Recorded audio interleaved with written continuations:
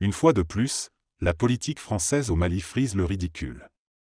Mais cette fois-ci, la honte d'Emmanuel Macron va être partagée avec ses deux serviteurs ivoiriens et sénégalais.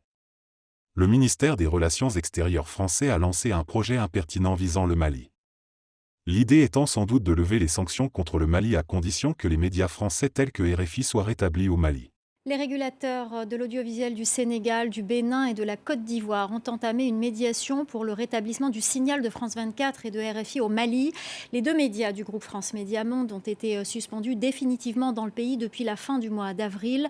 Une rencontre a eu lieu ce mercredi à Dakar entre les médiateurs et la PDG de France Média Monde, Marie-Christine Saragosse.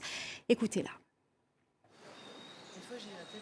Malentendus, il y a eu des crispations, des tensions. La période n'était pas très favorable non plus. Et quand on vit avec un tel lien entre RFI, France 24 et le Mali, c'est un lien tellement important, tellement ancestral. Le dialogue doit l'emporter. Donc moi, s'il y a cette possibilité d'ouverture que j'ai ressentie très fortement et qui m'a été confirmée pendant cette réunion où on a parlé de tout, je saisis aussi cette chance. C'est une chance pour nos médias, c'est une chance pour nos publics au Mali auxquels on est très attachés, c'est une chance pour la liberté d'informer.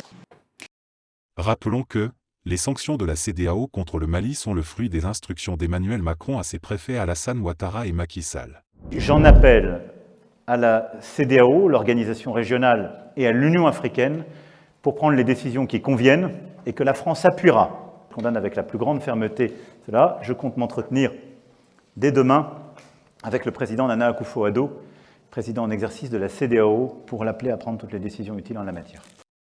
Depuis belle lurette, les deux préfets de la France ne cessent de démontrer que les intérêts de la France sont plus importants pour eux que ceux du peuple.